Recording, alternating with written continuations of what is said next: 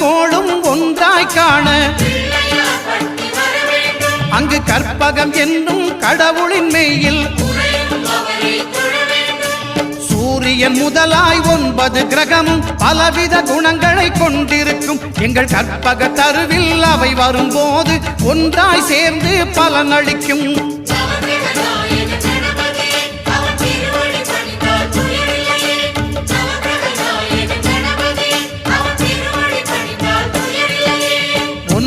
கோளும் ஒன்றாய் காண அங்கு கற்பகம் என்னும் கடவுளின் மெய்யில்